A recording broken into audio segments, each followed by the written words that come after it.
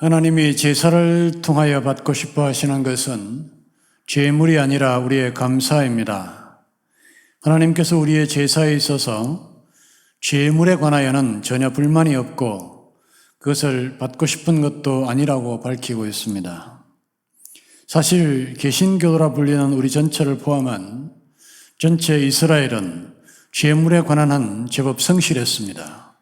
특별히 저 황폐한 광야에 성막이 세워지고 난 이후로 출애굽 전 과정을 인도한 여호와 하나님을 믿는 데 열심히 했던 야곱의 후손들, 그 족속들은 성막과 그 이후 예루살렘에 세워진 다윗의 성전에서 드려졌던 그 수없이 많은 제사에서 제물을 드리는 일에는 한 번도 실패해 본 적이 없습니다. 그래서 오늘의 본문에서 하나님은 그 사실을 인정하는 일로부터 시작합니다. 내가 너의 죄물을 인하여는 너를 책망치 아니하리니 네 번제가 항상 내 앞에 있음이로다. 그런데 원래 제물로 드려진 수소나 수염소는 하나님이 원하시는 것도 또한 받고 싶어 하시는 것도 아닙니다.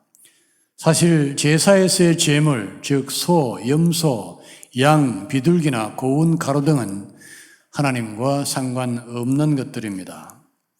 이와 같이 명백한 하나님의 선포가 계셨음에도 불구하고 성경에서 순수한 하나님의 음성을 듣는 일에 훈련된 어떤 위대한 말씀의 종들조차 주목해 언급하는 경우를 제가 들어보지 못했습니다.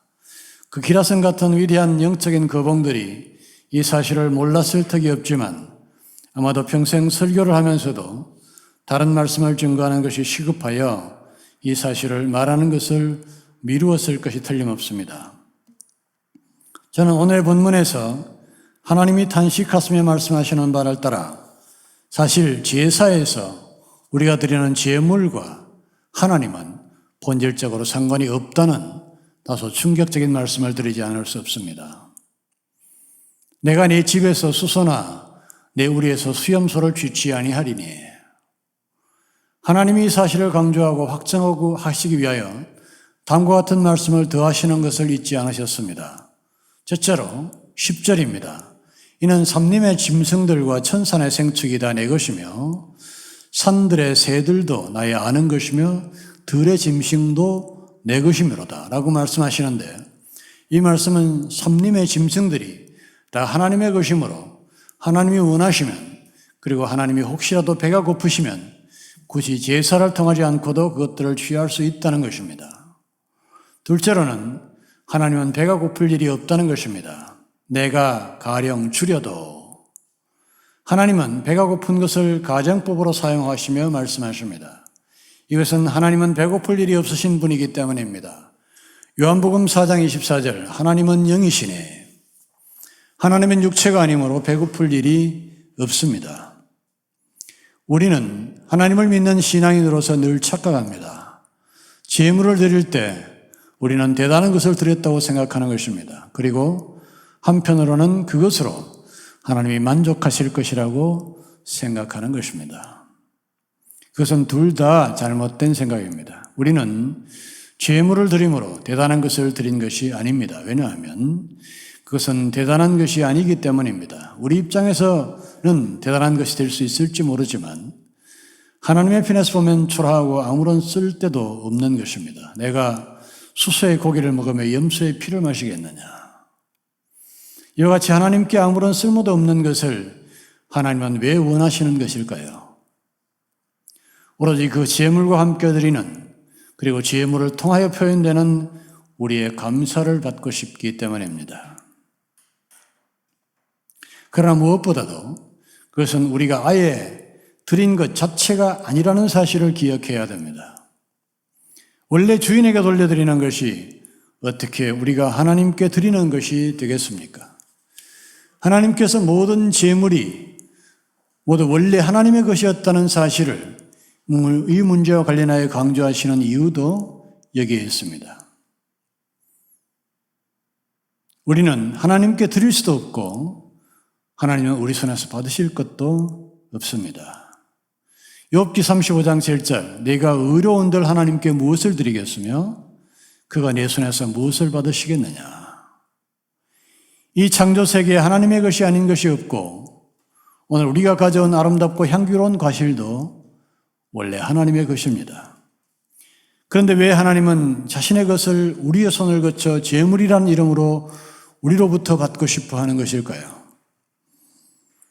아이들과 매일 전쟁을 치르며 아이들을 키웠던 저 젊고 고단했던 시절에 나는 아이들의 그 작은 주먹 앞에 아이가 좋아하는 과자, 그것도 내가 사다 준 과자를 좀 나눠달라고 입을 벌려서 아이들을 황당하게 만든 적이 있습니다.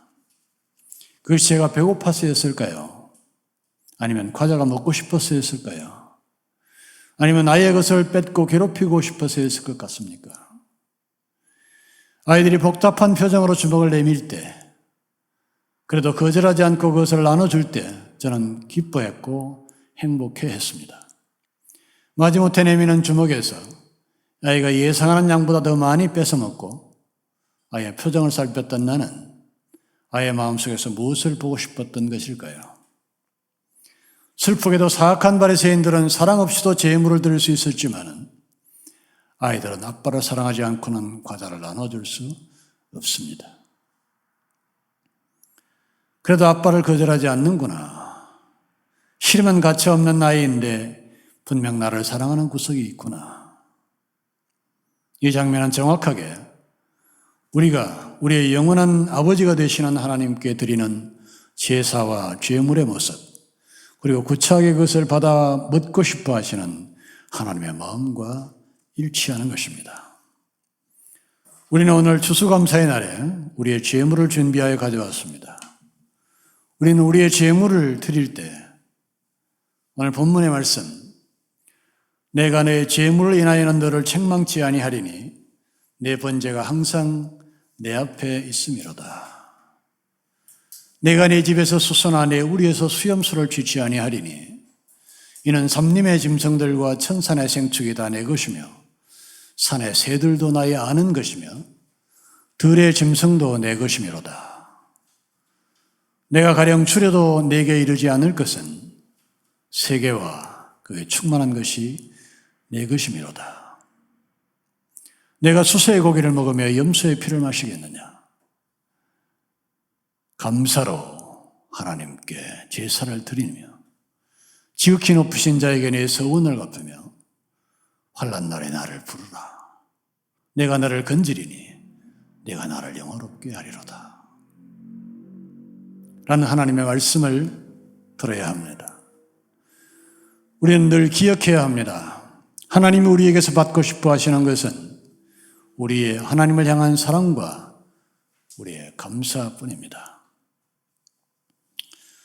제사 자체가 형성되기 위해서와 감사를 드러낼 단서요, 수단으로서의 제물의 용도와 또 하나, 우리를 대신하여 제물로 드릴 예수의 실체를 제사형에서 모형적으로 구현해야 한다는 목적으로서의 제물이 필요할 뿐이지, 우리의 제사에서 하나님이 받고 싶어 하시는 모든 것은 세상의 모든 우상과 미신에서 귀신들이 인간으로부터 얻어먹고 싶어하는 제물이 결코 될 수 없습니다. 하나님은 세상의 잡신들처럼 사람의 밥상에 숟가락을 넣고 싶어하는 분이 아닙니다.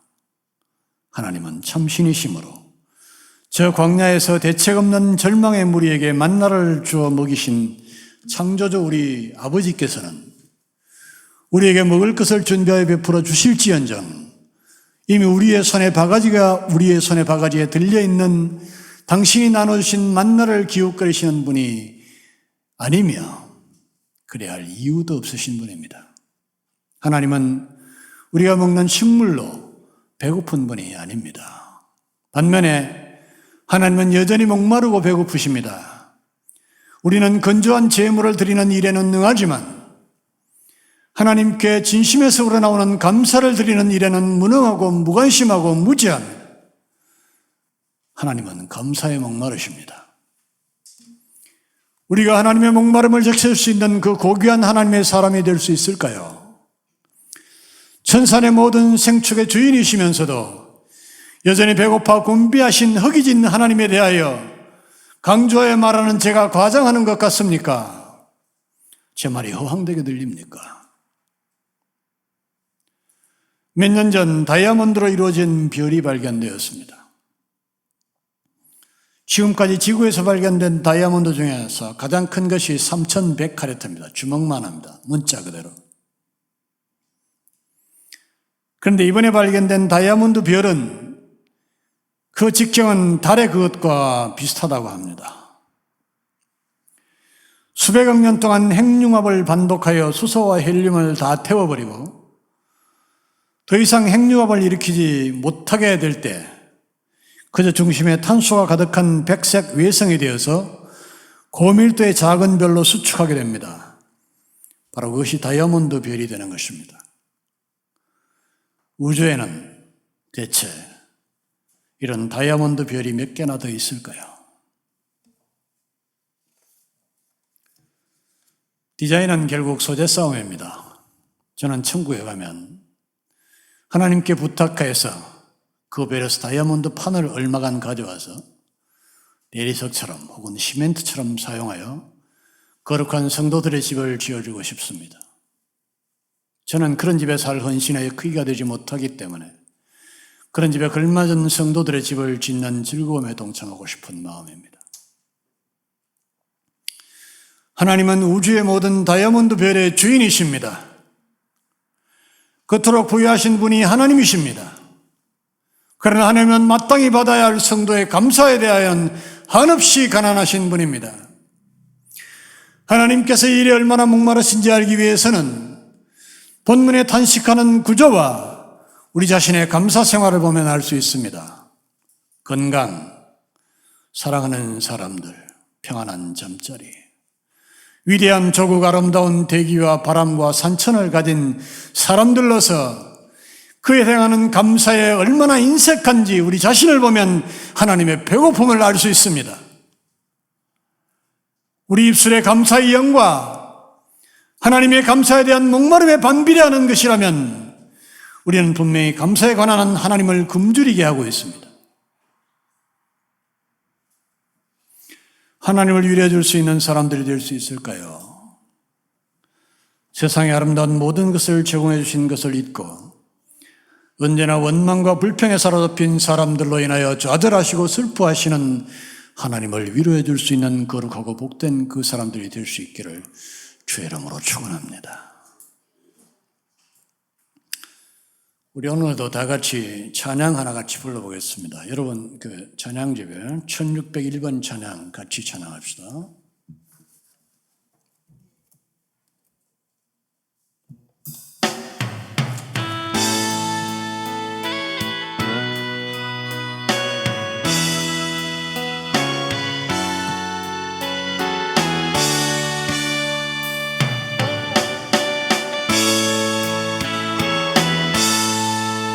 날 구원하신 주 감사, 모든 것 주신 감사, 지난 추억이 내 감사, 주 내 곁에 계시네.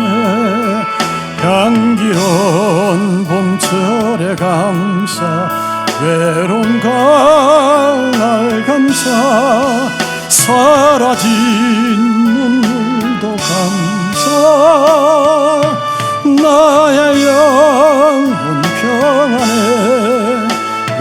응답하신 기도 감사, 거절하신 것 감사, 배처럼 높으신 감사, 모든 것 채우시네. 아픔과 기쁨도 감사, 절망 중위로 감사, 측량 못할 은혜 감사, 크신 사랑 감사해.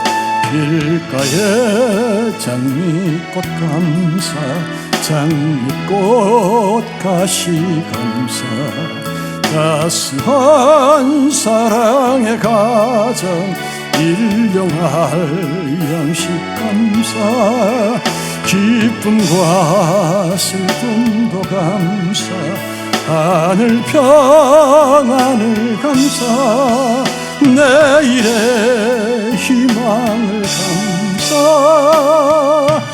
영원토록 감사해 내게 건강 주신 감사 또한 연약한 감사 햇빛을 주심도 감사 푸른 또한 감사해 땀 흘리는 수고 감사 저녁에 안식 감사 부여도 가난도 감사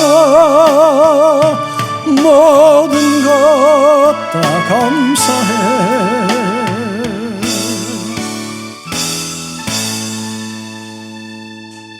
만일 우리 인생이 우리를 둘러싸고 있는 감사의 명백한 이유들을 묵상하며 감사하는 데 몰두한다면 정말 우리가 오늘부터 작정하고 결단하고 감사에 집중하는 삶을 살게 된다면 우리는 세상에서 가장 위대하고 복되고 행복하고 형통한 사람들이 될 것입니다. 우리의 감사를 원하시는 것은 우리에 대한 또 다른 하나님의 사랑입니다. 하나님께서 우리에게 감사를 요구하시는 것은 우리의 형통과 평안과 강건을 원하시기 때문입니다. 사실 우리가 감사할 때 하나님께서 이미 우리에게 주신 감사의 조건들 외에 우리에게는 또 다른 축복들이 생겨납니다. 감사 자체가 어쩌면 감사의 조건들보다 더 큰 축복인지도 모릅니다. 감사의 힘과 효과는 놀라운 것입니다. 탈벤 샤하르 하버드대 교수가 알아낸 것입니다. 우리 몸에서 분비되는 엔돌핀은 암을 치료하고 통증을 해소하는 효과가 있습니다. 엔돌핀은 기쁘고 즐거울 때 솟아납니다. 엔돌핀의 4000배 효과가 있는 다이돌핀은 우리가 감사할 때, 감사로 감동받을 때 솟아납니다. 우리 몸에서 강력한 항암 효과를 내는 다이돌핀이 솟아나기를 바란다면 여러분 감사해야 할 것입니다. 로버트 에먼스 캘리포니아 대학 교수입니다. 감사하는 마음은 수면의 질을 개선시킵니다. 숙면을 취하고 싶으면 울타리를 넘는 양의 수를 세기보다는 감사할 이유들을 찾고 은혜를 세는 것이 좋을 것입니다. 또한 우리의 실험에 따르면 감사를 습관화한 학생은 그렇지 않은 학생보다 연봉은 25,000달러를 더 받았고 수명은 9년이나 더 길었습니다.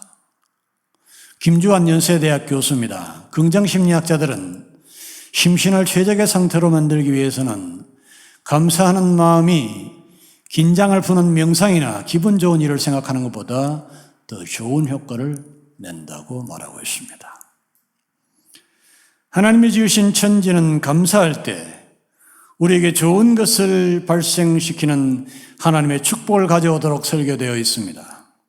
그러므로 우리에게 감사를 요구하시는 하나님은 우리가 하나님의 축복의 통로에 이르기를 소망하는 마음으로 우리의 감사를 요구하시는 것입니다. 그러나 그보다 분명하게 본문에 나타난 감사의 축복은 환난 날에 나를 부르라 내가 너를 건지리니 라는 말씀 속에 포함되어 있습니다. 본문은 명백하게 우리의 환난 날에 우리가 하나님의 도움을 부르짖을 때 하나님이 우리를 건지시는 조건이 감사라는 사실을 명백히 하고 있습니다. 하나님이 우리의 환난에서 우리가 구원을 받고 건지시는 은혜를 입는 비결은 우리의 감사에 있습니다. 우리의 환난 날에 감사 없이 하나님을 부르는 일이 없도록 하시기 바랍니다. 그것은 응답받는 비결이 아닙니다.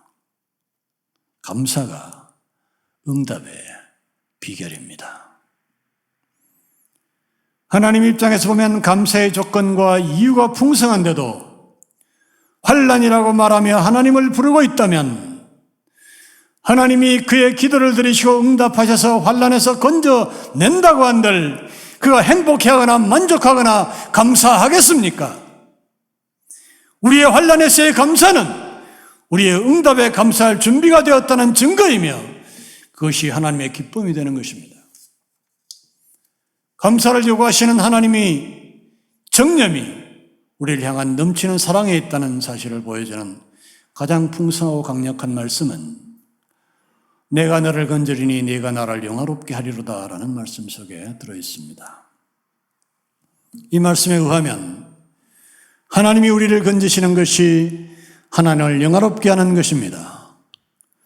하나님의 영화는 우리의 것을 빼앗는 데 있는 게 아니라 우리에게 주는 것에 있습니다. 하나님이 우리의 재물을 원하시는 것은 그것을 통한 감사와 그 감사를 근거로 하나님이 우리에게 더 많이 주시려고 하는 데 있습니다. 재물을 받으시려 하는 것은 받으려고 하는 것이 아니라 주시려고 하는 것입니다. 우리가 더 많이 받을 때 하나님은 더 큰 영광을 받으신 줄 믿으시는 은혜가 있기를 주의 이름으로 축원합니다.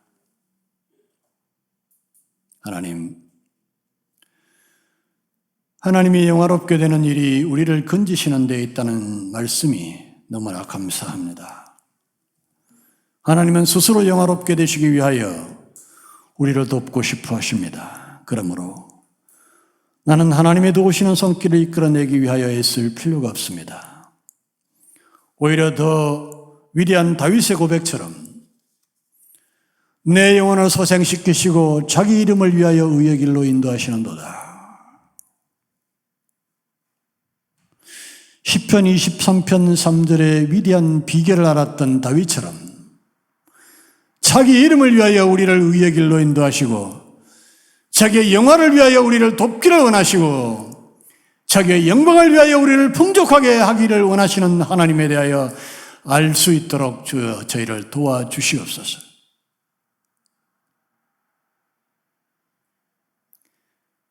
하나님이 나를 위하시는 것은 하나님 자신의 영광을 위해서라는 사실을 믿는 신앙의 절정에 이를 수 있도록 도와주시옵소서. 하나님은 우리를 위하여 모든 것을 채운 후에야 스스로 만족하시는 분이라는 사실을 기억하게 하옵소서. 하나님이 우리를 도우시는 손길이 완료된 후에 하늘의 천군 천사와 24장로와 먼저 간 우리의 신앙의 선조들이 가장 큰 소리로 하나님을 찬양한다는 사실을 기억하게 도와주시옵소서.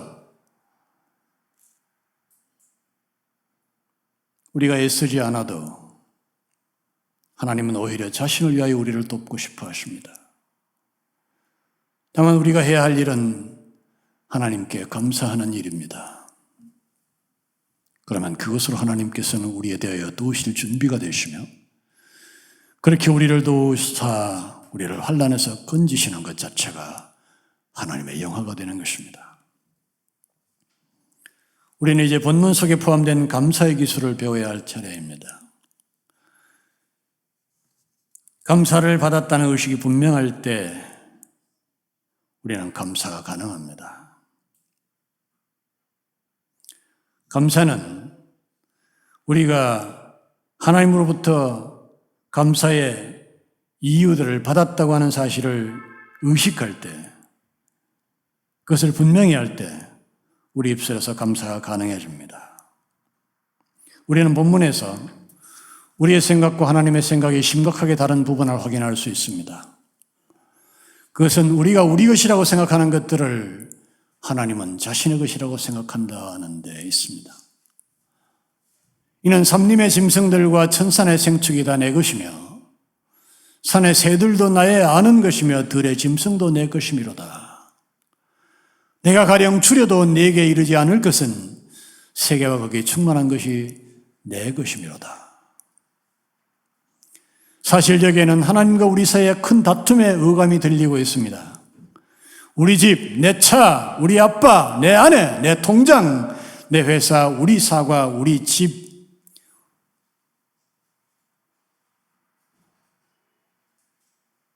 오늘 우리가 가져온 우리 과일. 우리는 끝없이 우리 것을 말할 수 있습니다. 그러나 오늘 본문에서 하나님은 세계와 거기에 충만한 것이 내 것이미로다. 누구의 말이 옳을까요? 우리가 지금 기념하고 있는 추수감사절의 직접적인 기원은 미국의 땡스기빙 데이입니다. 최초로 미국 대륙에서 이 감사절을 감격 가운데 지킨 사람들의 특별한 점은 그들이 새삼스럽게 지금까지는 당연하다고 생각했으며 또한 당연히 자기들의 것이라고 생각했던 것들이 온전히 하나님의 것이라는 사실을 뼈저리게 느꼈다는 데 있습니다. 추수감사절 행사는 1621년 식민 지배를 받던 매사추세츠의 폴리머스에서 있었던 만찬에서 비롯된 것입니다. 보스턴에서 40마일, 자동차로 50분 거리 바닷가에 있는 인구 4만 5천 명의 작은 도시 플리머스에는 미국 근대사의 자취와 고스란히 담겨 있습니다. 추수감사절은 영국을 떠나 이곳에 도착해 원주민의 도움으로 겨우겨우 살아남은 백인들이 이듬해 열었다는 조촐한 축제에서부터 시작된 것입니다.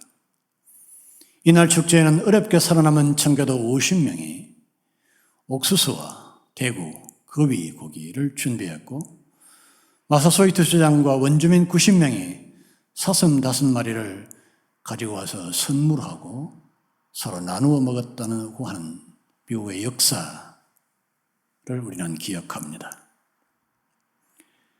그들의 추수감사절은 원래 102명이었던 청교도가 50명만 남은 상황에서 농사지을 땅도 씨앗도 비도 햇살도 심지어 생명까지도 하나님이 허락하지 않으면 존재할 수 없다는 사실에 대한 고백이 최초의 추수감사절이었습니다.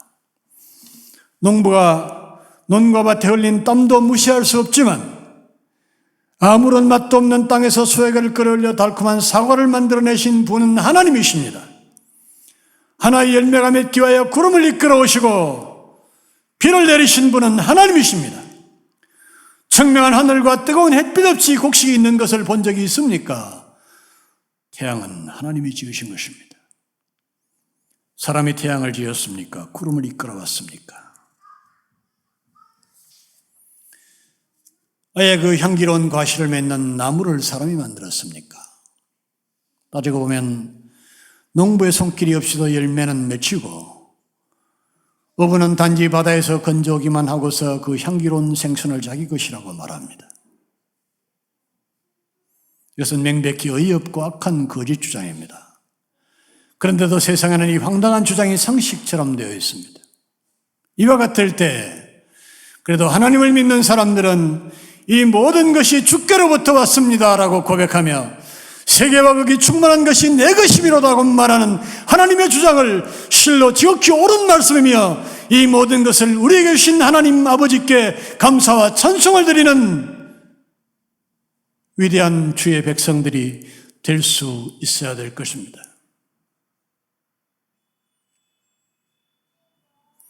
감사로 제사를 드린다는 말은 제사의 내용은 감사해야 한다는 말입니다.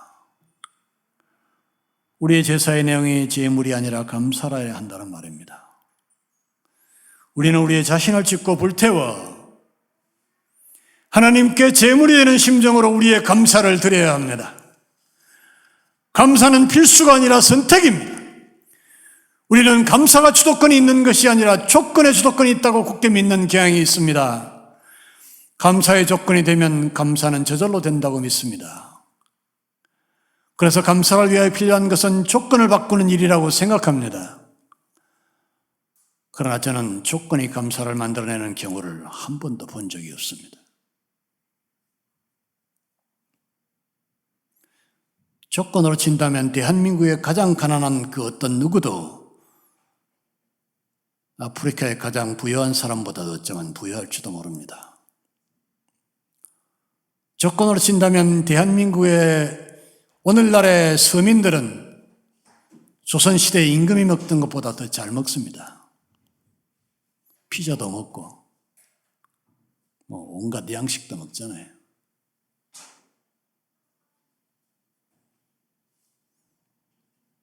하나의 결핍이 생기면 하나의 불만과 불평과 걱정이 발생합니다. 그래서 감사와 평안을 위하여 그 하나의 결핍을 제기하려고 발버둥칩니다.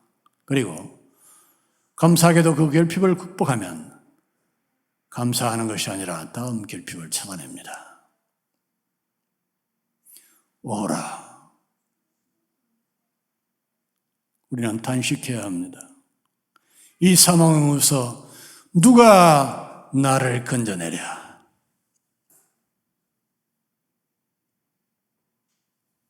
사실 감사의 조건은 도처에 있으며 우리는 단지 그것을 선택하는 것입니다. 감사는 위대한 선택입니다. 그러므로 우리는 감사를 위하여 우리 자신의 심령을 찢고 불태워드려야 합니다. 그럴 때 비로소 우리의 탐욕과 죄악이 불타고 조건이라는 거짓의 껍질이 불타고 그 안에 있는 풍성하고 아름다운 감사의 조건들이 보이는 것입니다. 한편 우리 제사의 내용이 감사해야 한다면 우리가 감사하는 것은 바로 제사라는 사실도 기억할 필요가 있습니다. 우리의 모든 예배에는 감사 요소가 빠지면 안 됩니다. 예배의 중심이 감사인 예배는 추수감사절 예배뿐이어서는 안 됩니다. 또한 우리의 모든 기도는 감사가 중심이 되게 해야 합니다. 우리의 모든 묵상은 감사로 이어져야 합니다. 우리의 모든 말은 결론이 감사해야 하고 우리의 모든 삶은 우리의 감사로 이끌어가야 합니다. 사실 우리는 감사하기 위하여 생각하고 감사하기 위하여 예배해야 합니다. 우리의 기도의 목적은 애초에 감사하는 것이어야 합니다. 그것을 위하여 결단하고 실천하고 애쓰는 여러분이 되시기를 축원합니다. 그러나 우리가 감사로 제사를 드린다는 하나님의 말씀에서 배워야 하는 것은 우리가 하나님께 감사할 때 그것이 가장 온전하고 충실한 예배가 된다는 사실을 기억하는 일입니다. 저는 하나님께 대하여 많이 알아갈수록 덜 교조적이 되어가는 자신을 발견하곤 합니다. 점점 더 유연해지고 자유로워집니다. 틀에 얽매이지 않고 신앙생활을 할 수 있는 여지가 점점 더 넓어진다는 느낌이 있습니다. 예배는 반드시 예배당에서만 하는 것이 아닙니다. 우리가 하나님께 감사할 때 우리는 그것이 어디건 예배할 수 있습니다.